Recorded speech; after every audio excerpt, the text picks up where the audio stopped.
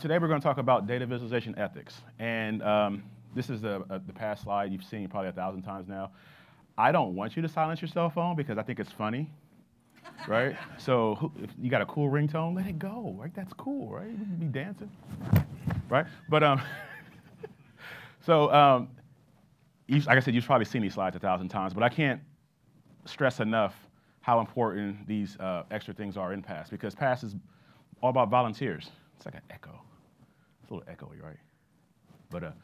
But it's all about volunteers, right? So there's always something for you. So who has not got involved with their local chapter, right? You don't have to raise your hand. I don't want to out you, right? But get involved with your local chapter, right? And then not just in terms of helping people out. The best way to learn something is to talk about it, right? You don't want to be in front of people and not know what you're talking about, right? And your local chapters always have things called lightning talks. You can do a 5-minute talk, 10-minute talk, just to get you involved in speaking, right? So I am Jonathan Stewart. I go by SQLox every now and then. I've been using SQL Server since Sybase, right? That's predating me, that's dating me, right? And it's crazy, right? How was I using Sybase as a 7-year-old kid? Because I'm only 24. But I've been doing business intelligence since DTS. Obviously, you heard me talking about scuba diving. I'm a scuba diver, and I'm a photographer. I'm also own a company. I probably should have mentioned that, right? That's probably important. But we do everything from data visualization to business intelligence to data warehousing to AI and machine learning and stuff too. So enough about me. Let's get started. So quick discussion. Actually, before we even start the discussion, I'm gonna tell you this story, right? So everybody got their Starbucks cards, right? So I went to Starbucks. And there was and I walked in, there was a homeless person that was asking for money. I didn't have any cash. I was like, okay, that's cool. You know, I wish I could have gave him something. Walked in, got ready to order my stuff. There was these two guys there, and there was a $5 bill on the ground. Reached down, grabbed the $5 bill, was like, hey, did one of you guys drop this? And they both said it was theirs. And they're like, the guys literally, they're like, this is mine. No, this is mine. And I'm like, okay, whatever, you both lying. So I ordered my stuff and walked back out. So I gave the $5 bill to the homeless person, went back and told both of them that they thanked them, right? Because it was one of their monies, right? So what's the moral of that story? It's that it wasn't true. I just made it up, right? Right? You're like, well, why would you say that, right? So obviously we're talking about ethics, right? So we're going to talk about more about why that story made sense and resonated to you. But the quick things is that, first off, you're going to hear me talk about it. I primed you. I gave you something you're familiar with, the Starbucks card. Everybody's been to Starbucks, right? You know Seattle has a homeless problem. So these are things that all made it familiar to you, so it made it more believable, right? And so then I was able to slide the story in. And I could have walked away and been like, hey, that's what happened, right? And so one of the things about us being human is that we pride ourselves on being rational human beings, right? We're rational people. We are not rational people at all, right? So I'm not gonna have anybody raise their hand and say who's rational, because we're not rational, right? We're emotional, right? We don't have time. So we end up believing things that aren't necessarily true. So on that note, right? How many senses does the human body have? How many senses do we have? No. Why do we have 5? Who says we have 5? How many people think we have five senses? Right? Obviously now nobody's gonna raise their hand because, right? We have at least 21, right? So what sense do you use to tell the temperature? It can't be touch. What sense do you use to tell when you're moving? That's not touch either. You can still sense motion. You have more than 5 senses. But it's something that's always been taught, so it slides right in there and it just feels, oh, we have 5 senses, right? Right? These are things that have become such commonplace that they become the truth, even though they're not, right? And we just accept it because that's what we've always been familiar with, right? So we always hear the thing about famous people dying in threes, right? Oh, they always die in threes. They always die in threes. But check this out. Of the 449 celebrities who've died since 1990, only 7 died in the same 5-day period. Only 7 sets of threes in the same 5-day period, right? But it's so, somebody may die and it could be a week later, but it's so recent to us, they just died recently, right? So we had that recency bias and stuff as well with it. So another one that's funny, right? How many wise men went to see Jesus when he was born? I know it's a religious question, just because it's a common thing that everybody knows. Is it? See? Right? And even on that note too, right? Like Eve didn't bite an apple. It never said that. We just made that up. Right? That's not in the Bible. We just made it up. But we go with it. Right? These are things that are told to us, and we hear them, so they become truth to us. right? So another one too, right? People say that the Great Wall of China is the only thing that's visible from space, right? That's not true. Nothing is visible from space, and yes, you talk about lens dynamics, right? Talk about that, right? Obviously, the military sees license plates from space. So in that case, everything is visible from space, or nothing's visible from space, right? But we've always heard it because I mean, it's a phenomenal thing to see. The Great Wall of China is amazing to see, right? And then it's cool to see why they build it too. But these are things that have been repeated so often that they become truth to us, all right? So here's another one. How tall was Napoleon? He was 5'6", right? But check this out. He was just slightly average. He was above average for the average Frenchman at the time. He wasn't short, right? He's short by our terms because the average man is bigger than 5'6" now. But in the 1700s, he wasn't short. So the whole short person's complex that's a modern anecdote. He wasn't short for his time. Actually, he was tall for his time, right? Now, he did have irritable bowel syndrome. That was true, right? So, right, here's another one, right? We've all heard the thing. People say stuff like, oh, so who thinks they're left brain versus right brain, right? That still doesn't have any foundation. Like, there's no, right? Well, you have to use both sides. Your brain, each side of your brain can learn the same type of things. There is no, segregated stuff that the left brain is artistic and the right brain is logical. Yeah, that's not true, right? That's something that just makes sense because it's easy to teach that, right?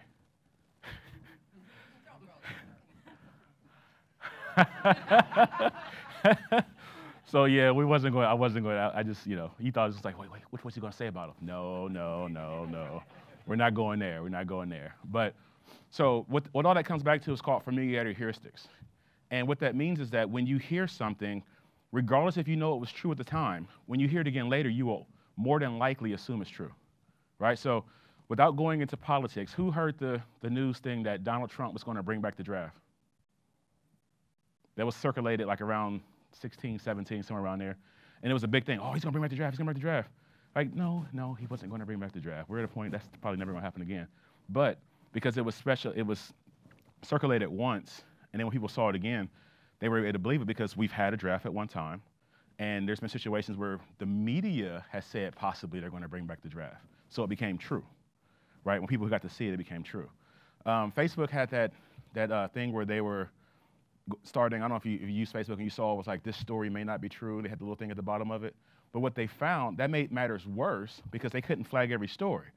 So if you saw a story that didn't have that, you assumed it was true, right? Because you were probably familiar with something you heard in the past and stuff like that. And so with that being said, I guess I just wanted to show you certain things that we want to believe what we see. When somebody's in front of you, as visualization professionals, you can control a story. People want to believe you natively, right? And so we're talking about ethics now. So it's up to you to decide how you're going to show that message to your users, right? And so here's a couple visuals that people from my pre-con got to see these earlier, but these are funny to me, right? So, and somebody pointed out that it has BlackBerry's name on it, which is so funny, right? That is so funny. But just let's look at it, right? So this is R.A. Dickey. He's a knuckleballer, and if you don't know about baseball, knuckleballs don't rely on velocity. They rely on movement. So a 2 mile per hour difference is negligible with the knuckleball. And so when something like this is on the screen, it's happening fast. Like they don't just let it stay on the screen. They're talking about it, they show it, it's gone, right? And you see it, and you're like, well, man, because R.A. Dickey was struggling in 2013. And they were trying to tell the story and paint a picture that he was struggling because of his velocity, and then they showed this too, and you look at it, and you're like, oh man, its velocity has dropped. But if you look at the numbers behind it, that's not really a big deal, right? But it's something fast and gone. And so for visualizations, because you've all seen bar charts, column charts, and stuff like that too, with the 50% drop and stuff too, it plays into your familiarity heuristic, and you automatically see it, and you see the 60% drop, even though it's not really a 60% drop. Because you'll see and we'll talk about it later, pre-attentive attribute, you see the size difference before you see the number. And so it registers as a huge drop when it's not really a huge drop. So this one right here too is another one, right? So this is real. I got this from the Arizona State election site. And you can see for Proposition 126, yes is green, but for 127, yes is red. And in our day-to-day lives, we have so much going on and stuff too. We don't have time to to stop and validate and verify and stuff too. We just, okay, oh yeah, okay, right, and just pass right through. But that's obviously a misleading thing that wasn't done by accident, right? So um, here's another one, right? And this right here, I talked about it in my pre-con. It has recency bias. So let's say you were charting temperature for the planet, and you were trying to prove that the planet is warming and everything too, and you showed this chart, and you had great data and everything too, and you go through all this work to show it, and you show this chart here, and somebody who understands what they're looking at calls you on it. And they're like, well, I don't believe the Earth is warming, right? And because the way the chart is, you can't see what it was in 1900 because it's overriding. It's recency bias. So you only see what's later on because you don't know that in 1900, it could be where all the yellow is. Like all this yellow, where's my, okay, there we go. All this yellow here could have blue under it and dark blue and black, but you don't know because it's recency bias, so you can't see it. And so that makes this chart bad, actually, all right? So a better way to show this would be to use a bar chart or a column chart so you can see it by years. You can, so if you, especially a column chart, because we perceive steps and incremental as growing and stuff like that. So you would show, this was the temperature in 1900, this is the temperature in 2000, especially if the data shows it, right? You would see it, and you wouldn't have to tell anybody that. So there's a better way to show that, and that's a bad example of how to show that. And my mouse just lost its connection. Great.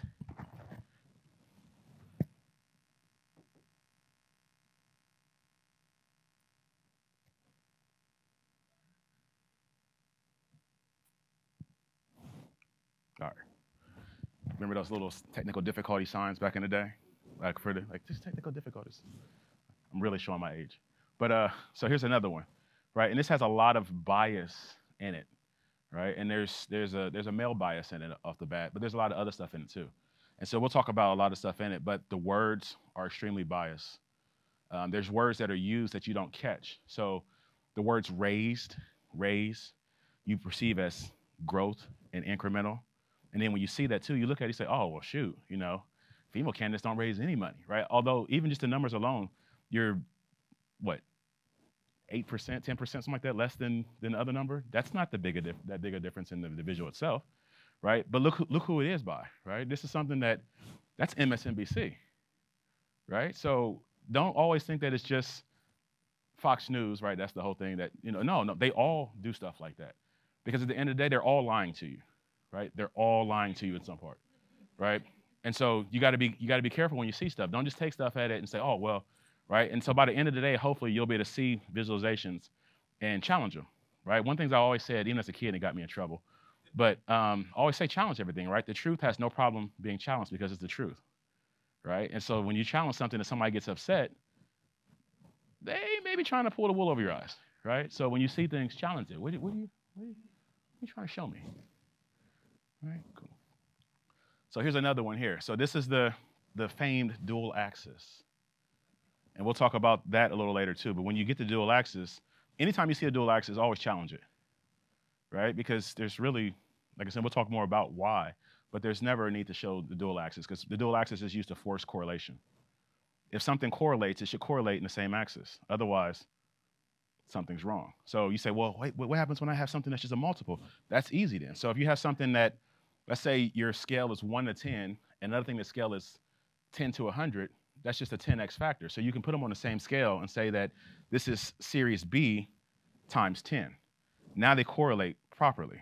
But when you have the different scale like that, so over here you have 60 to 85, then you have 24 to 64. They're not the same at all.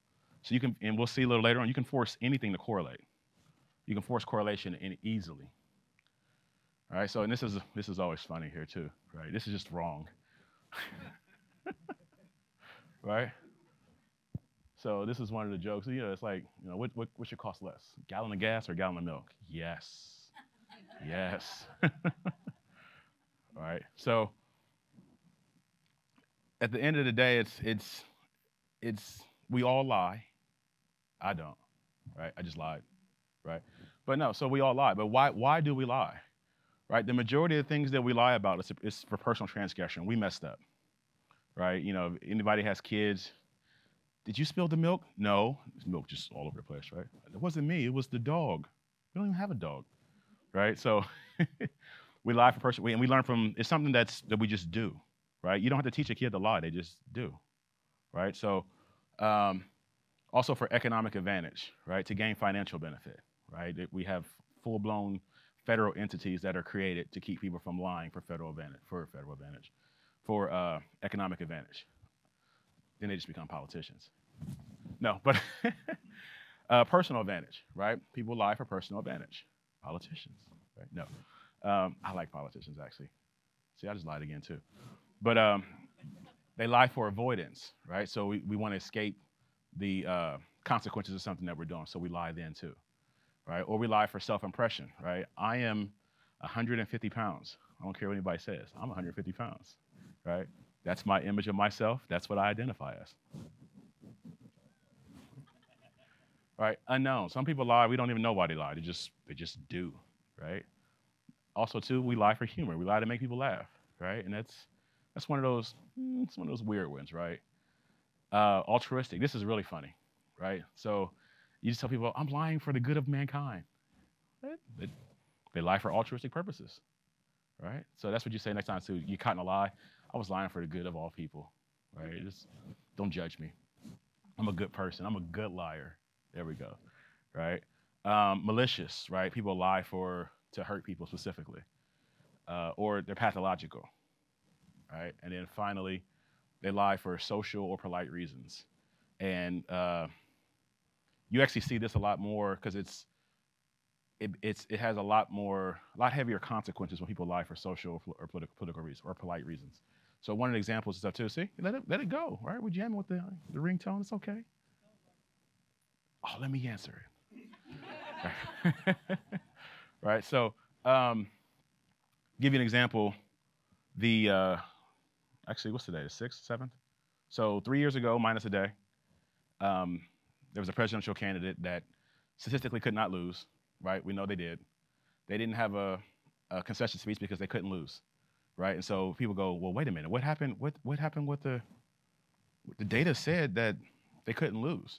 Right. So long story short, go all the way back. They called people up and said, hey, Dan, who are you going to vote for? Dan was like, I'm going to vote for candidate A, knowing good and well Dan was going to vote for candidate B, right? But what was happening was called social desirability bias. People were lying because they thought people wanted to hear they were going to vote for candidate A. And so, people lost their jobs. That's actually, I have a whole other talk on. It's crazy. You got to protect yourself, but that's another talk about the data. So when it comes to visualization ethics, our goal is to always be honest and credible, right? So what does honest mean? Adherence to the facts, sincerity, fairness, and straightforwardness of conduct, and credibility, right? So we want to be, I want to say fair and balanced because that's what's in my head. It sounds funny. We want to be fair and balanced. We want to be credible, right? The quality or power of inspiring belief. An account lacking in credibility or capacity for belief, right? So we're finally at the agenda. You're like, dang, you got you got another hour with me, another 55 minutes with me, right? So we're going to do a quick color primer. We're going to do priming, bias, creating of attributes. We're going to talk about data, and then we're going to do a quick demo. Because we're going to take the same data set, and we're going to make 2 totally different visualizations off of it, right? And then I'm going to ask you, we're going to decide which one's true, right? So quick color primer, right? It's one of the funny ones, right? Who sees white and gold? All right. Nobody sees white and gold. Who sees pink and orange? This is where I would lie. I'd be like, that's me, right? So, remember this broke the internet? When everybody saw it, it was like, oh my God, what's going on? Right, here's another one for you. What color is your shoe? You see yellow? You see pink? Who doesn't see pink? Really? Who sees pink? Ah, see, there we go. I see pink. I don't see gray. Who sees green? Yeah, see, so some people see pink, some people see green, some people see gray, right? So even then we get to see that colors have an effect where everybody doesn't see the same thing. Imagine developing your visualization and you know that XYZ is this is this, this is this, right? And you base your visualization on the colors. Obviously that doesn't work because we don't see the same thing, right? I've just showed you right there, all right? I'm not even gonna tell you what color the shoe really is, so I'm just gonna let you, yes.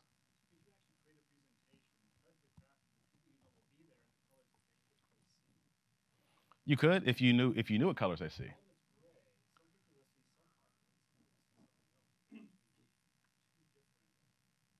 You can't. So the key for that is to use a color to use colors where your story is not dependent on colors to tell the story, right? So that's the key to make it relevant for everybody.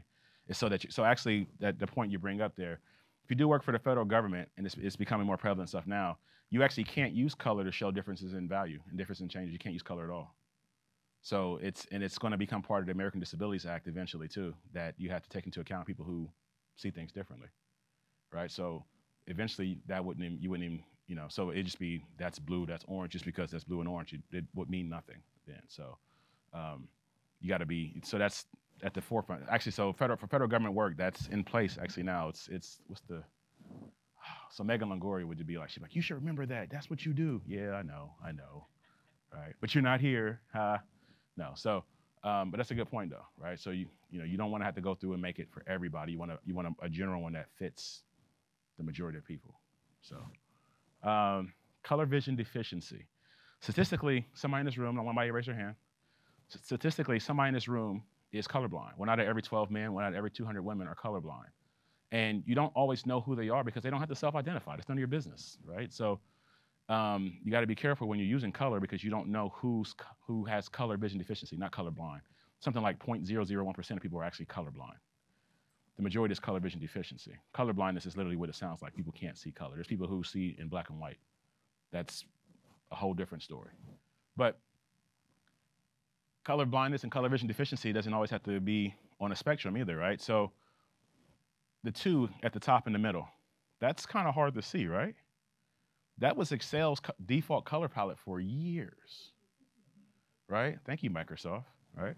But no, so it's not just color vision deficiency to start with. There's certain things that are hard to see naturally. So color contrast. So there's different things to look at too. Even the 42, the 2 and the 42 is kind of, right?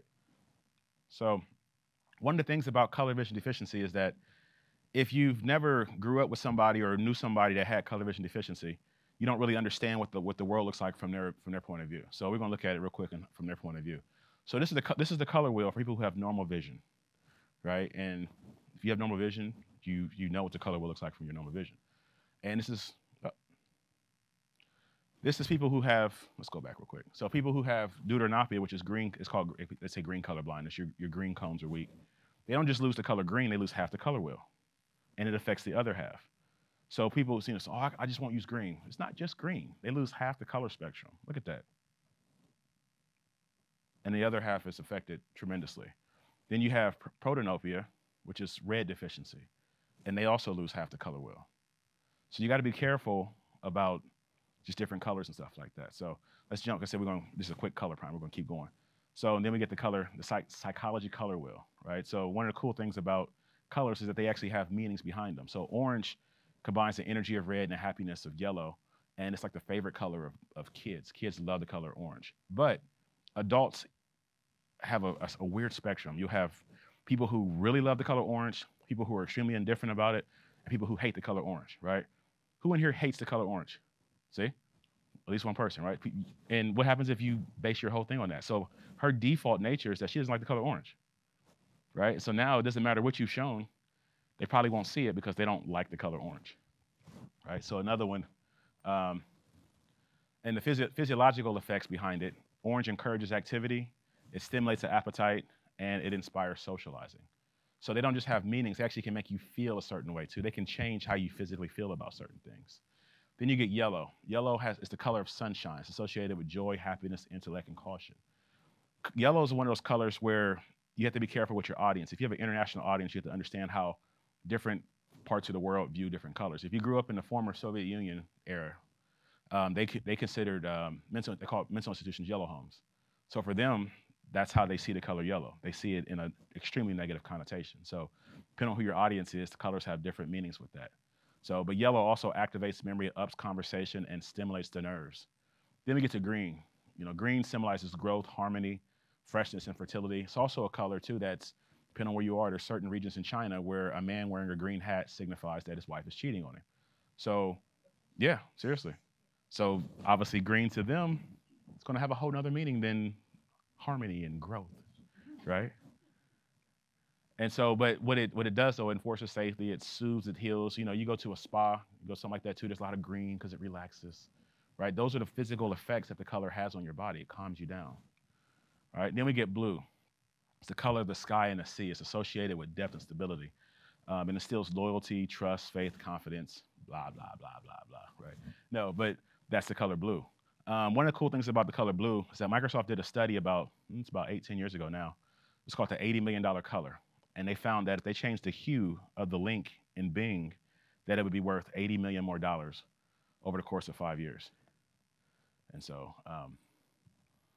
it also aids intuition, calms, sedates, and slows your metabolism. Right? I must see a lot of blue in my life. Right? Then you get purple, right? Combines the stability of blue and the energy of red. Associated with royalty, symbolizes power, nobility, luxury, ambition. Barney, right? It boosts creativity, inspires spirituality, and calms your nerves. Well, I'll give you a cool story about the color purple. There was a preschool, and I always think it's interesting when people do experiments on kids because it's one of those like, right? But kids are some of the greatest people to experiment on because they're, right, that sounds horrible, right? Because they're like unbiased, right? But because they're unbiased, you can do a lot of stuff with them because they don't have the outside influences that adults would. But what they found, so what they did though, they took baseline statistics, they took their blood pressure, heart rate, their grades and stuff like that, and in the middle quarter of the year, they changed the room to purple and white. And within like a week, their blood pressures dropped on average of the mean blood pressure drop was about 5 points, and their grades went up after about a month, a whole letter grade. And for the control, they switched everything back. And I'm like, wait a minute, hold up, that's not cool. But when they switched everything back, everything regressed. And all they did was change, all they changed, they didn't change any curriculum, they didn't change any food, any bathroom breaks. All they did was change the color of the room. And it did all that. And so just to show you that, you know, color has a legit effect on us as humans and how we perceive and you know, the way we see things in life. So then you get white. It's associated with light, goodness, innocence, purity, virginity. It means safety, purity, and cleanliness. Aids mental clarity, offers a fresh start, evokes innocence. Black is associated with power, elegance, formality, depth, right? Suggests potential, has a slimming effect. Then you get red. It's color fire, blood, power, passion, desire. 92% of all companies have red, blue, or white in their color scheme because of what they mean. So there's all kind of studies being done to portray something to you that you don't really understand is being portrayed to you. So red also increases metabolism, increases blood pressure, and boosts enthusiasm. So if you think about, like, we use McDonald's logo because everybody knows McDonald's logo without having to think about it, right? Their color scheme is red and an orangish yellow, right? Increases your appetite, increases your blood pressure. So when you see it, you get hype and want to go get some French fries, right? And then since you're getting French fries, then you're just like, well, dang, I might as well get one of these nasty burgers, right? Because you can't tell me somebody actually likes McDonald's burgers, right? So this is actually a little cool chart here that, you know, without the words around it, you know, it just looks like colors. But once you put the words by it, you can kind of feel what the words mean. You can kind of see the sadness in the blue. You can see the fear in the purple, the anger in the red, because colors have that type of feel to it, meaning to it. So if you're a fan of Christopher Nolan's movies, he uses colors a lot. Dunkirk was like a great example. He uses colors a lot to convey what he wants you to convey. Yeah, there's images on the screen, but he's using colors to make you feel a certain way. So one of the cool things I saw was when they want to make something cold, they just make it blue, and you perceive that it's cold because that's what the color does to you. So let's talk about bias. See where we're on time here. Okay, we're good. Let's talk about bias, right? So there's different types of bias in data. I was going to say virtualization, but that's not what it says. But so there's technical bias, there is biased language, and there's the biased data narrative. All right, so let's go to the technical bias. This is actually pretty cool. So Simpson's paradox, right? It's what it is it's a trend where you see something, and then when you combine it and aggregate it later on, it changes. So I'm a baseball fan, so I use a lot of baseball analogies in my talks. In 1995 was Derek Jeter's rookie year. He was a part-time player. He just came out from AAA, and he was a part-time player, so he only had 48 at-bats. David Justice was a full-time player, and he was at his peak, and he got 411 at-bats. And you can see that David David Justice. Derek Jeter batted 250, and David Justice batted 253, right? So in 96, Derek Jeter became a full-time player. He had 582 at-bats, and he batted 314, where David Justice batted 321, right? And so you can see that David Justice always had a higher batting average than Derek Jeter. But what happens when you combine the 2 years? When you combine the 2 years, the average flips. Derek Jeter has the higher batting average over David Justice. And that's the Simpsons paradox. You got to be careful with that. So you can have something too where you have sales from this group, sales from this group, sales from this group. You say, oh, okay, it's cool. I know. So when I combine them, I'm expecting X, Y, Z, and you get something totally opposite, right? And so if you're doing it for data discovery, that's fine because you're trying to figure out what you have. But if you're trying to answer a question and you assume that the data is going to do that, and you get that, you can get some weird results, right? So you got to be careful with your data because it's Simpsons paradox. So I was telling people, this is one of my favorite shows. Anybody ever see the show Lie to Me? All right, it's a great show on Hulu. So this guy here, this is Dr. Edward Tufte. Edward Tufte is one of the modern pillars of data visualization. The 2 modern ones is him and Stephen Few. You have a lot of younger guys like Andy Kirk and all of them stuff too, but Edward Tufte and Stephen Few are the pillars of modern visualization. And he has 5 laws, calls them the 5 laws of Tufte, right? So the representation of numbers should be directly proportional to the data that it's representing. Clear, detailed, and thorough labeling should be used in the data. Show data variation, not design variation. Standardization units of monetary measurement are always better than nominal units. And graphics must not quote data out of context. I said that with an accent. Out of context. Right? So life factor is the size of the effect shown in the graphic divided by the size of the effect shown in the data. So what does that mean? That the size of the effect equals the second value minus the first value divided by the first value, right? Who loves math? All right, yay, right? Everybody's like, all right, pick your stuff up and walk out. I ain't doing no math, right? Just done with math, right? So this is actually, this is from the New York Times in 1978. And in 1978, the US was going through a oil/gas crisis. And so people were panicking, trying to figure out what to do. And the EPA had just been created, and they created standards and stuff. And they said that by 85, the average miles per gallon had to go from 18 to 27.5. And so people were like, oh my God, right? What's we going to do? The New York Times ran this article with this infographic. And it's actually one of the first printed infographics. They've been doing it for a while. And you can see in 78, that line, obviously it's not 0.6 inches on the screen, right? But it was 0.6 inches on my computer. So got to work with me there, right? Just work with me. I'm not lying this time. It really was 0.6 inches. Right? So you see it's 0.6 inches for 78. And then for 85, where it's 27.5, it's 5.3 inches long, right? So using his life factor graph, you take the size of the second value minus the first value divided by the first value. So the 0.6 inches and the 5.3 inches, you put that there, and 5.3 divided by, minus 0.6 is 4.7 divided by 0.6, and you get 7.833. You're like, just numbers, keep going, just is numbers. Right? And so then we take the size of the change in data, right? That was the size of the effect change. Then we take the change in data. So the second value minus the first value is 27.5 minus 18 divided by 18. That gives us 5.5277. Then we take those and see that we get a life factor of 14.8. So that 14.8, so what you want 1. You want 1 is your goal all the time. Anything greater than 1, you're exaggerating the change in data. Anything less than 1, you're obfuscating the change in data. You want to shoot for 1. Is 1 going to be you're going to get 1 every single time? Probably not. That's okay. But if you get 1.1, 1.2, 1.4, right? Okay, right? You end up with some 14.8s and stuff too.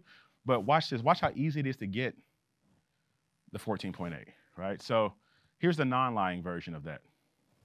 So we can see that it doesn't seem, the increase is not that great because it wasn't really that great, right? And we can take the numbers and see. So 6.7 inches, and this is really funny when I was doing this. I had a tape measure of my thing, and I was like, is that 6.8?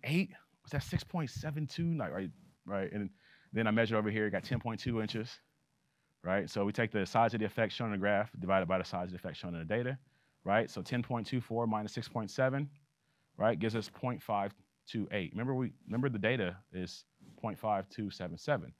That chart is a 1 point, it's 1. There's no lying in data at all. The data is reflected 100% in the size of the change in the value shown, right? So let's talk about truncated axis here. So one of the things with the truncated axis is that, and this is something I was telling people too with Power BI. So who uses Power BI, right? We all use Power BI, great. You got to be careful using Power BI because when you put a value in Power BI, by default, it truncates the axis, right? By default, it goes, if you go to the axis, it says auto. And unless your number is close enough to 0, you don't get 0. It's going to start somewhere because it's trying to maximize the information shown on the screen to you, right? It's good for what it's doing, but you got to be cognizant of what it's doing because it can affect your life factor of your data, right? So here's an example back to what I was saying before, how easy it is to go from a life factor of 1 to, oh my God, that's crazy, we messed up. So this was built in like 5 seconds in Power BI, right? I had to change it to 0 to get the proper scale. But by default, that's what it looked like when I put it in there, right? Because it auto built my scale, right? So if I would have left it like this and look at it and said, too, that looks like a huge jump, right? So let's see what the life factor is in this. So size of the effect and data. So 10.24 is the final number minus 0 because it's starting at the first number divided by 1 gives us 10.24. And remember, the change in data was a 0.5277, right? That's a life factor of 19.4 for something that's default from Power BI, right? So Power BI kind of messed us up, right? So it's one of those things where, and there's times, like I said, you got to know when to wear white after Labor Day, like I said before, right? You got to know when to break the rules, but you got to know the rule you're breaking when you're breaking the rules. So it's something that a lot of people don't realize, that Power BI is doing that to you, right? And so you got to be careful when you put your data in there because it's something that, you got all this other stuff going on, is that the X and the Y axis will auto-fill and auto-populate. You can change the axis of both. If you're doing dates, you can change that and stuff too, right? But you got to be cognizant of where your axis starts because of stuff like that. So you can see, right? And that's an even bigger lie than the first one. So then we get our dual axis, right? So we get our dual axis. And I was saying before, you can make anything correlate, right? Anything correlates. And if you don't believe me, we may do a demo and I can show you that literally anything correlates. So you can take the number of bathtubs sold by Joe's bathtub shop and it correlates to the number of degrees that were given at University of Washington, right? That could be a joke if you're a Washington State fan. I don't know, right? I'm going to use that against Ohio State and Michigan. That's what I'm going to do. It's going to be an Ohio State-Michigan joke, right? And they're like, you don't even like Ohio State. Yeah, true, right? So actually, let's look at that. Let's take a look at spurious correlations.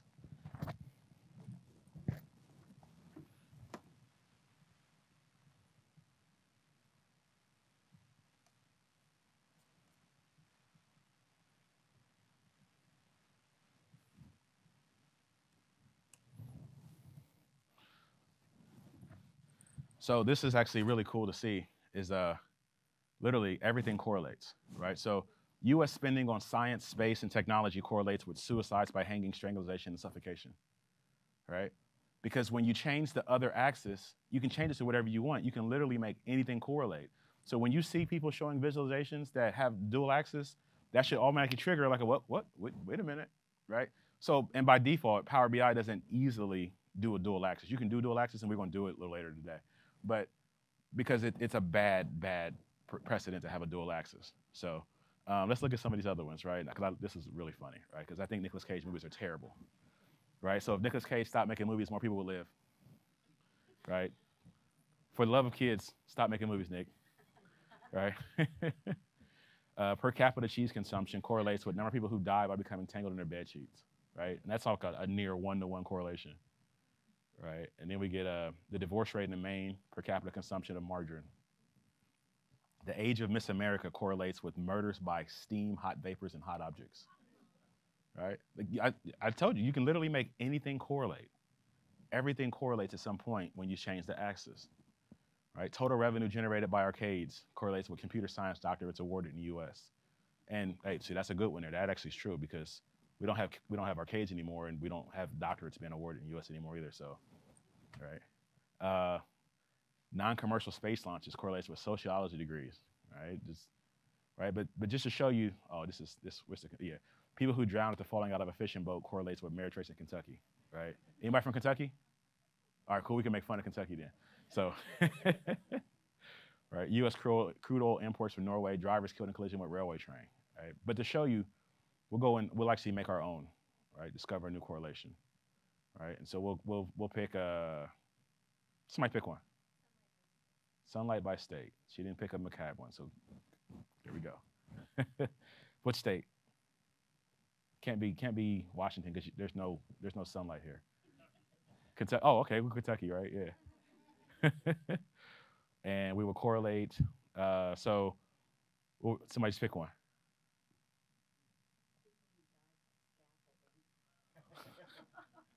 So this is a low correlation, but it's still going to correlate, right? So we see here, we chart it, and there we go. Look at that. That's crazy, right? And so let's look at the data, though. Look at the data difference. Those numbers don't look anything near, they don't look anywhere near the same, do they? But because of how, and let me zoom it in, make sure everybody can see it here. Oh, there we go. All right, so look at these numbers, right? There we go.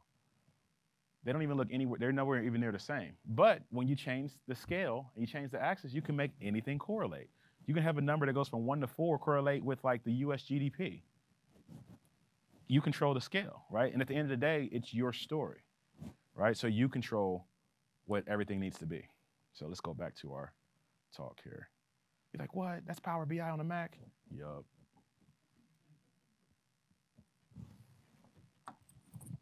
So one of the things as I'm walking down the steps here, I always say about your visualizations, you're the author of your visualization. You control how it's seen. And because I'm a huge anti-fan of Avatar, I always get the opportunity to crap on Avatar, right? Beautiful movie, but what was it about? Right? People are like, oh, what's Dancing with Wolves with blue people, right? It was about immigration. It was about colonization. Nobody knows, right? So you don't want your visualization to become Avatar, right? Because I will make fun of it, right? So next up, we get parts to a whole, right? And we made fun of MSNBC. Let's go to Fox News, right? So what can anybody guess what they were trying to show? Now you notice that the numbers don't add up, right? But can anybody guess what they were trying to show? So this is one of those ones that can be, I chalked this up to a person they just messed up. This was an accident, right? But what they probably were trying to show, they went and interviewed people and said, hey, we have 3 candidates who you support. And you were like, I support Sarah Palin and Mike Huckabee, right? You were like, I support Huckabee and Mitt Romney, right? So people supported more than one person, and that's what they were trying to do. They were trying to show that. So something like that you can't use a part to a whole because that doesn't work. That's a bar or column graph type of thing, right? You have support. This is support for such and such. That's how you show that. Can't show it as a part to a whole because it's not a part to a whole. You end up with something like this, and then people screenshot it and show it all over the world, making fun of you. You have no idea how fun this plays overseas, right? Because their image of Fox News in the U.S. anyway, right? They're like, yeah, you Americans can't count. You'll stop making fun of Americans. But it is funny though, right? No, so, right? And so this is another one, right? So now we have a 100% stacked column chart. But this is one of those ones where if you don't understand your data up front, you end up with slivering. So you see on the right side there, you see the little 6.25%. I call that Vermonting, right? And you say, what does that mean? Okay, who can pick Vermont out on the map? It's Vermonting, right? We're Vermonting, right? So, that's good you can pick it out on the map though, that's cool. But what ends up happening is that you get something like that too, and it's not easily readable. The whole point of a dashboard and report is to be glanceable. Think about the term, where we get the term dashboard from. It's from your car. Imagine driving down the street and the speed limit says 4 to the square root of 3 divided by 9 by the power of 2, right? And if you go over it, you get a ticket. You're like, right? Or imagine your speedometer having some type of math calculation, right? That's the same type of thing. You need your visualizations to be easily digestible, right? Glanceable. If you can't glance at your visualization, then there's probably something wrong with it. One of the things I'm a big fan of is having a person that you can show that's a trusted confidant, right? I can show you visualizations I've done for neurosurgeons, right? While you may not understand their terminology and their series, right? Because you know who knows what an ICD-10 code is, right? Because you work in the medical field, right? But if you don't, that's okay because you can still understand what these charts are saying because they show changes in percentages, changes in data, year-over-year type of things like that. You don't need to know the context, but it should show immediately, right? So I can take you to a country that uses kilometers per hour, and you can know that, oh, that's 15 kilometers. You may not know the relevance of 15 kilometers per hour versus our miles per hour type of thing, but you know what that means because that's what that says, that's what this says, right? And your visualization should be able to do that. So one of a good test, a litmus test, is taking your visualization and give it to somebody else and say, hey, what do you think this says? And they're like, I don't know, it looks like Avatar, right? Then now you have a problem, right? So even something like this, you know, when you have those little slivers, be careful of the little slivers because they obfuscate data. You say, well, how do I show that? I got a whole bunch of things. I got things where I got 90% and then 6%, then 4% or 3%, then 1%. How do I show that? That's where you do the thing. Did anybody go to Alberto's thing this morning where he showed about the top 10 and the others? Well, you can, so in Power BI, you can do like a top 10 type of thing and you can drill down and show it. So that's how you would show something like that because you want to make it as easy to read as possible. That's not really easy to read, the 0.3% and stuff like that. So use the drill feature of Power BI or your visualization tool if you use Tableau, Domo, Click, right? So here's another one. I'm a huge fan of I call it the square pie chart, right? The tree map. But even in a tree map, you see something like this. So what I would do for this though, I would definitely hierarchy this because you see everything is it's a E1, D1, C1 and stuff too. I would have that too, and then you could drill into it and see the other ones behind it so you don't have the little slivers. Because at the end of the day, you probably want to see how much the A's are versus the C's, right? You don't need to see how much the A's and the A1 stuff too, especially if you have little slivers of it. So you have a question?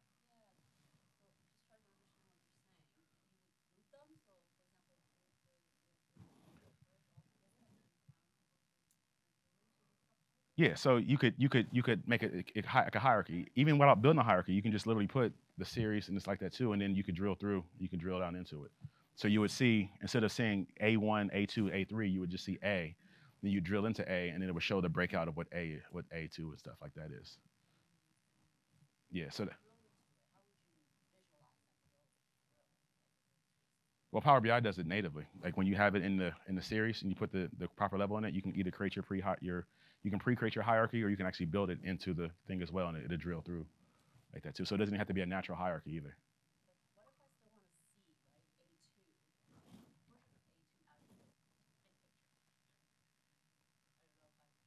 So if you want to see where how A2 compares to everything else, well, so that yeah, in that case you would do something like I would create a filter that would be able to have things too. Yeah, that's what I meant, a slicer, not a filter. I would create a slicer, thank you, right? And I could pick and choose what I want to see and stuff like that too. So you can play around with it, begin to show how you want to show it that way. It depends on what's your purpose of the visualization. If you don't know your purpose, then now you have 1,800 possibilities. But if you know your purpose of what you're trying to see, you may want to compare the second level to the top level of everything, then you have something like that. So thank you for the slicer. So next up, the dangers in absolutes, right? So this is funny too. You see like our site users, subscribers to Martha Stewart Living and the consumers of furry pornography, right? They're all the same, right? Because anytime does anybody use population maps in their visualizations? You got to be careful with that because they're absolute. A population map would always be the same because it's a population map, right? So here's an example. This is the 2012, right? When McCain and Obama, or was it 2008? 12, right? 12? Okay, yeah. I wasn't here. I was on Mars. Right. But so this is the voting turnout for Obama versus McCain, right? So let's say I want to paint a picture, and I'm running the whole thing that the election was stolen, right? I'm like, man. So obviously the red is McCain, the blue is Obama. Right? And I say, look at this. The majority of America voted for McCain. How did he lose? That's crazy, right? And I could run the story and everything too, right? And I'm showing you. Am I lying? Am I? The majority of the U.S. did. I didn't say people. I just said land-wise they did, right? So a non-lying version of this looks like this, right? So now you have adjusted by population. You see nobody lives in Idaho, right? I think the 3 people who live in Idaho are like leftovers from Washington State, right? So you got to be careful when you're using population maps because they obfuscate the data, what's really being shown, because they will always look exactly the same, right? So also too, limited scope. You got to be careful with got to be careful with your limited scope here too. So we're going to speed up a little bit here too. And then binning, right? One of the things about binning, I'll tell this quick story with this. The Federal Highway Administration used binning. You've all heard the term functionally obsolete, structurally deficient for our bridges and stuff like that. And they had everybody panicking, saying, oh my God, like 70% of our roads are going to fall apart. That's not true.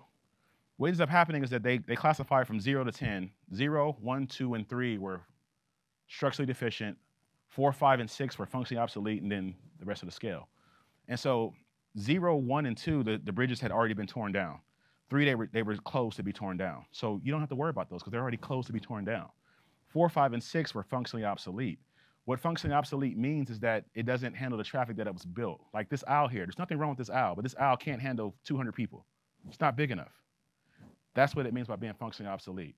And so what they did, they said, well, you know, the majority of US roads are either structurally deficient or functionally obsolete. Well, duh, right? Because we're growing and stuff too. But they combined those, so it made you think, oh my God, you know, my road's gonna fall apart, right? And in that case, what you end up doing was telling somebody else, and they went and told their sender so they could get more money.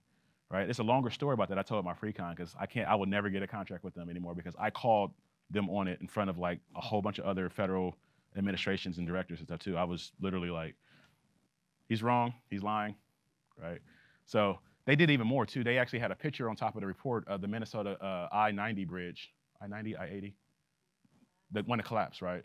Which had nothing to do with the roads. That was a human error, right? And so I literally called them on it, right? And I'm never invited back to that conversation, right? Also, too, be careful area size, right? So obviously those are, you know, that's not 3 times bigger than the 10 and not 50% bigger than the 20. Another thing too, though, those actually had the same area size, but they look vastly different, right? So be careful using area to show changes in value as well, right? And then the extra dimensions, right? So who's a fan of 3D charts, right? Raise your hand so we can laugh. Right? No. So because of what we do, the only reason that you need the third dimension is to show elevation. That's the only reason to ever use a third dimension is to show height and elevation. We don't do that. So there is no need to show elevation. One of the things that the third dimension does is that it obfuscates data because you can't see. These are the same pie chart in Excel just spun around. But you can't see it because one looks bigger than the other because of the third dimension. It changes your perception of things. Then ignoring conventions, right? So this is real. And it's Reuters, right? I guess I'm calling all these news organizations out, right? And you can see they tried to prove a point. This is malicious. So this is intentional. This is not something that's accidental, right? Because they chose the colors, right? They changed the convention. You see the zeros at the top instead of the bottom. So if you're looking at it in a story, you know, somebody's telling a story like, oh, you know, it's safer because we all have guns now, right? And don't read anything into it. I'm just telling the story, right? I'm a gun guy, right? But so you can see that in 2005, they're like, oh, you know, it looks like it dropped, right? And you don't stop to think about that because you see it and you keep going, right? Because you're used to seeing charts, normal conventions. When something goes down, it goes down. You don't read that the axis is inverted, right? That's foul. That's extremely manipulative, right? And it was cool because they actually called them out they called Reuters out on it online. Andy Kirk and them called them out. So also too, biased language. Oh, I gotta speed up. So biased language, age. One of the things about age, you gotta be careful how you use the word. So like the term millennial has been weaponized. You kind of can't use it, right? Because you use the term millennial, you're gonna get, okay, boomer, right?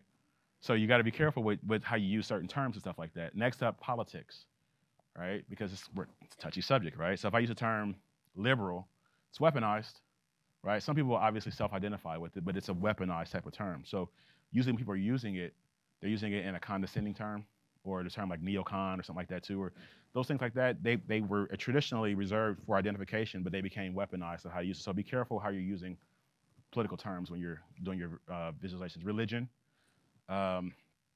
depending on who you're talking to, your audience, people have different perceptions. One of the things I told, like in my pre-con, is that back in early 1900s, Merriam-Webster, the definition of the religion Islam was the first 3 words was a radical religion. Right? That was like the definition of the dictionary, right? Whereas the definition in the same dictionary of Catholicism was a devout right? And it went behind there. So you gotta be careful how you're using these biased language stuff like that. Gender, got to be careful with gender and stuff as well. Like, now I don't want you to have to worry about, you're not walking on eggshells. I don't want you to walk on eggshells because that's not what we're talking about here. We're just talking about just things in general, thinking outside yourself, right? So I think there's, like, the US government recognizes 8 genders. 8, 7. Facebook has like 42 of them. So you don't need to know all 42 or all 8, just be cognizant, right? When things don't have to be identified with a gender, then don't identify with gender because we're human. Just say people, right? You don't have to say, men of this, like, you don't have to do that. Just say people, and you're good to go, right? Race, right? We'll just keep going, right? No, but so seriously though, depending on who you're, being cognizant of how you're using type of things, right? Depending on what you're talking about, race has a huge context on it. South Park had a funny episode last night on race. It was really funny if you watch South Park. Context, being careful how you're, what context you're talking about. If you're talking about something from poverty and stuff too, then when you're using it with other languages too, then it becomes really touchy, right? And what you want to do, you want to be somebody who's can say, you know what, this is exactly what it is. I wasn't biased at all and stuff too. The reason why I'm saying that is because the bias state of narrative bias, right? We all have natural biases. There's nobody who doesn't have bias, and it's okay because we've all grown up differently. We're all a sum of our choices and our backgrounds. And when you recognize your bias, you can say, oh, okay, wait, that's right. Like, because for me, I love the color blue, right? So I'm biased to other colors, right? So when I'm doing visualizations, I got to remember not to use 8,000 different shades of blue. Like, seriously, I love the color blue, right? So if you come from an area where, everybody who wore, red was the enemy, right?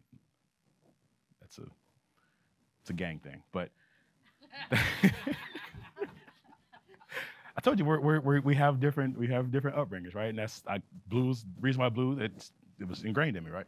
But so understanding those biases and stuff too when you're developing your visualization, so that you don't put your bias in the visualization, right? There's nothing wrong with it. We're all human. Like I said, we're human. It's natural. If anybody says, "Oh, I'm not biased at all," you're lying. That's okay though, right? Accept who you are. Understand who you are, because when you understand your bias, then you can make better visualizations because you don't let your bias come through in your visualization. So this is just funny here too, right? If Earth didn't have golf, nobody would ever die, right?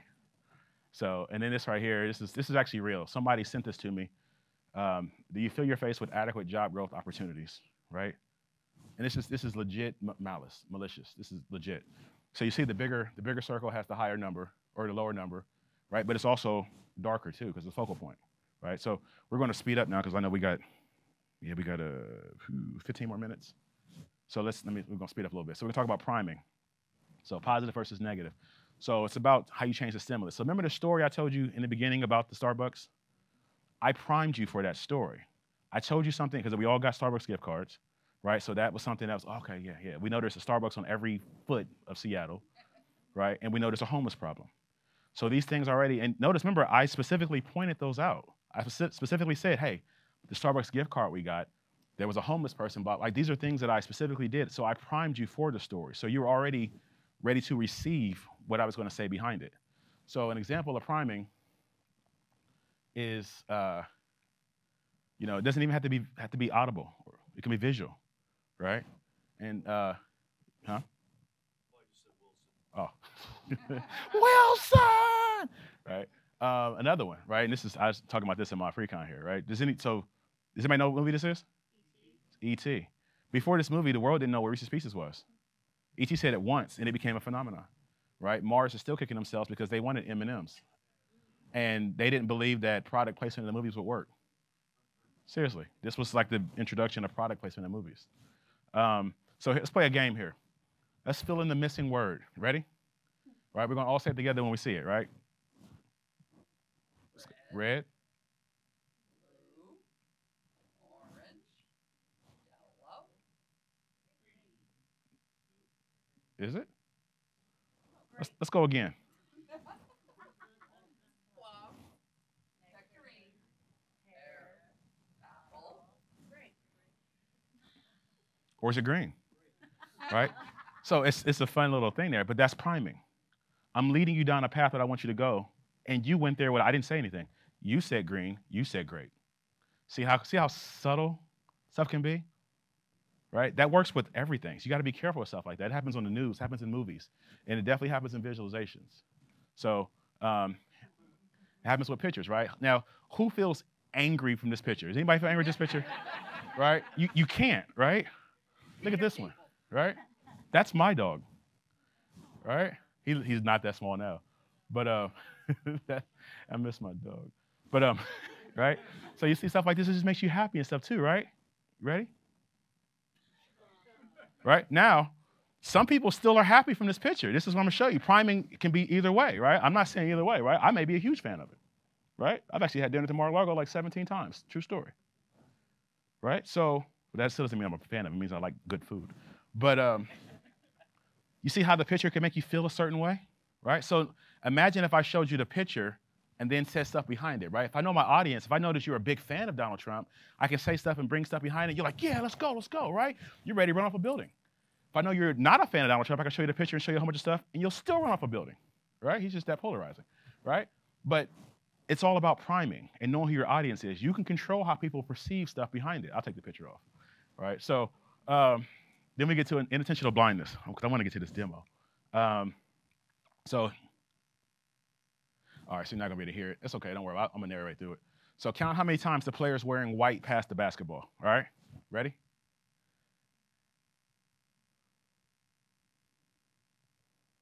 Let's count the passes.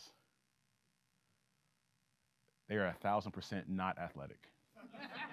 They are the least athletic people of all time, right? Like, they all went pro in math.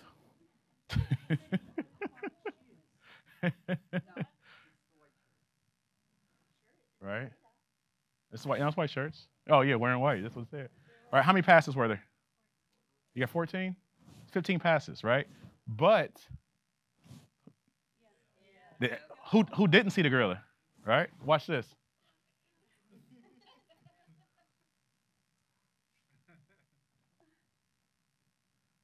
Right? Because you didn't expect to see the gorilla. And so those are things too that people slide stuff in there, right? People say, well, you didn't show such and such. You didn't show X, Y, Z. Yeah, I did. It was there, but I can hide it so you don't see it, right? If you don't expect to see it, it never happened, right? So let's go to pre-attentive attributes, right? So these are things that happen that you understand without anybody telling you. Takes about 500 milliseconds to understand them. So color, anything we see with color, the darker the color, we perceive it being more. The lighter, we perceive it being less. Form, different types of form, we see things like that. Motion, right? I call it the GeoCities effect from HTML 1.0. And then spatial positioning, right? So here's a quick little test here, right? Find a red dot, right? We see the red dot? Obviously we don't because there's no red dot, right? Find a red dot, right? Now find a red dot. Find a red dot. Find a red dot. Find a red dot, all right? So what we did there, so it slowed down your perception over time. The first one was easy, right? We'll go back real quick.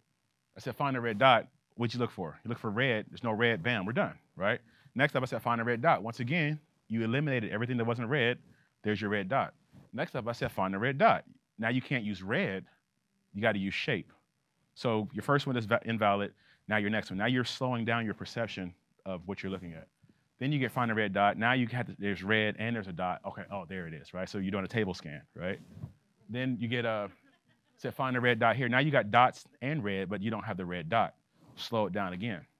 Then you get another one here too. Oh, there's the red dot. Now that's a full table scan, right? With no bookmark lookups or anything. That's a full table scan, right? Or the sneaky clustered index scan, right? And so here's another one here too. This is actually one of Stephen Few's type of things, right? So how many threes are there?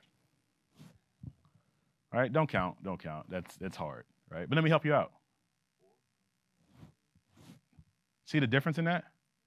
I didn't have to, you could eliminate everything that wasn't red to do that. Now, I could have made one of them not red to tell you that there was a different number too, right? I could have snuck that in there, right? So this is actually a legit, so this was done by a data journalist. He was telling a story. He was talking about the death in Iraq, right? And this is the visualization he did. He inverted and everything too, and he used red to show that it looks like blood running down the screen. right? And this is actually this actually won a whole bunch of awards. This was actually a phenomenal. It's actually a very good visualization for the story he's telling. I know it's a sad type of subject, but it happened. It's war, right? But it's a very good visualization. So somebody was like, you know what? I wonder what the opposite of this looks like. So they did it, and it's literally the opposite of it, right? Iraqi deaths on a decline, right? So let's look at the words. Bloody toll, right? Bloody toll means, it makes you feel a certain way. They're using red. The red looks like blood running down the screen. It makes you feel a certain way. On the flip side, Iraqi deaths on the decline. They use a neutral color, decline, right? It's like, oh, okay, things are getting better, right? Same data set, two different visualizations from it, right? So let's talk about data, and then we're gonna do a quick demo. So accuracy versus reliability, right? So your data should be accurate, right? Free from mistakes or error, right? How many times do we, clean data, right?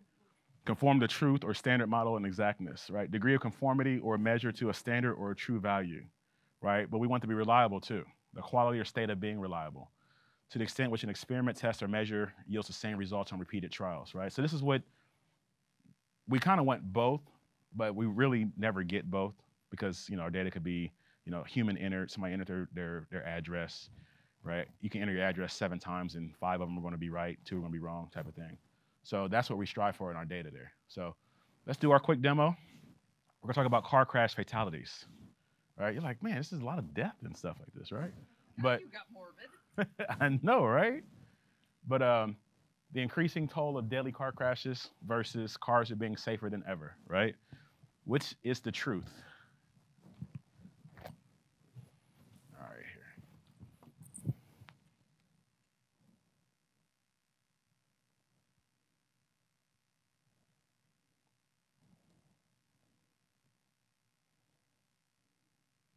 So let's grab some data here.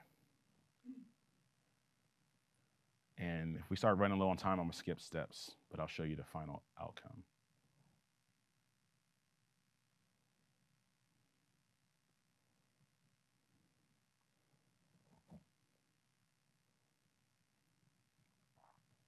So you can see our data here. We have data from 1899 all the way to 2010 or something, 20 or something like that, 2020. How can we have 2020 data? Come on now. Okay. But what's funny, what I find funny about this is somebody started keeping statistics in 1899 because they didn't trust cars. They're like, I'm keeping count of this. Let's watch, right? So we're going to load that data. So actually, I'm actually going to skip a step already because it's going to take a minute from there. So while this loads, quick second here. Any questions so far? No questions? All right. And come on. This is the weird awkwardness, right? So here we go. Here's our data. We see our data, 1899 all the way through 2018, right? And so we have year, deaths, vehicle miles traveled, total deaths, right? So we have the total death number, right? But I want to make you feel the deaths, right? So, right, I create another column called total deaths that actually has a summation of it, right? So we did a little quick DAX here. Just a calculated sum as we roll up. So rolled up sum. All right, and let's go build our first visualization here. All right, we grab this data here. Actually, we are running way behind on time. I apologize. So I'm gonna jump to the one that's already done here. So as we can see here, what did I do here? Right? So what? So we just, right, that's number one, right? So it makes it look like there's more and more and more and more because I summed the total crashes. There's something else I've done. So there's a lot of stuff I've done here. Context, yeah, see the picture behind it? The picture makes you feel a certain way, right? The red, yep. The dual axis, you see that? She caught the dual axis, right? So this number here, this black line is vehicle miles traveled in billions. So I can say, look at that. The more we travel, the more we die, right? Like, but it's, yes, oh, okay. So the more we travel, the more we die, right? And it's like, what? And so, I could have used a more,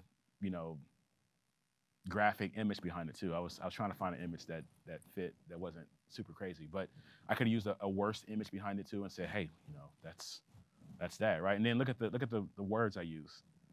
The human toll, right? And you see toll and stuff like that too, and you see the increasing, you see the red, you see the dual axis and stuff too, right? So let me open up the other one too.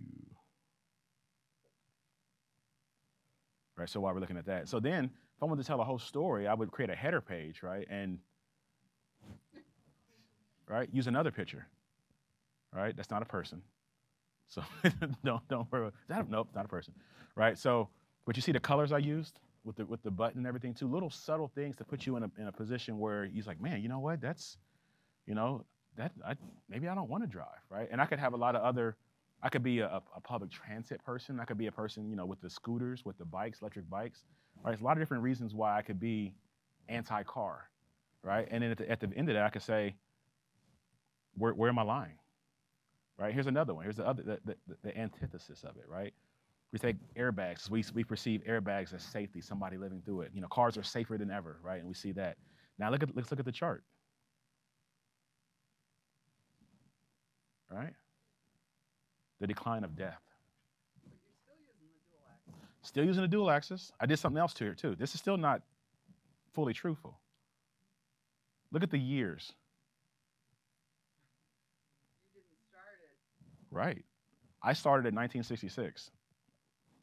Why did I start in 1966? I know my data set. 1966 is when we mandated seatbelt usage. So deaths decline by default because we start wearing seatbelts. Right? In 67, we had the collapsible steering column, right? That's when car safety started coming in. So I was like, yeah, let's start there. Deaths are obviously going to decline because that factor there, right? But if you didn't know that, if you didn't know my data set, so what I'm doing here, I'm using a dual axis. Changing my my axis to start, and I started 0 of my data set.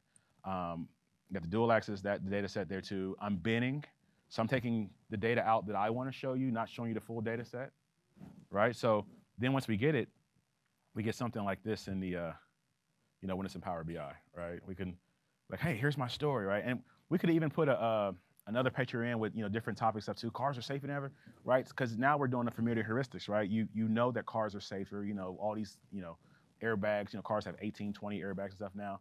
And it puts you in a position like, oh, well, yeah, I'm a big fan of car safety, right? So at the end of that, looking at both of those, now that we've seen both of those, which one's the truth? Which one's a lie? Or are they both true? Or are they both a lie? They both have credibility issues. Credibility issues. See, that's our pre-con thing there, right? So they do both have credibility issues, right? And if you didn't know what to look for, they both appear right. Because I can say, I showed you the data. I didn't manipulate the data at all. Even the running sum total is not a true manipulation of data. I just added a cumulative effect.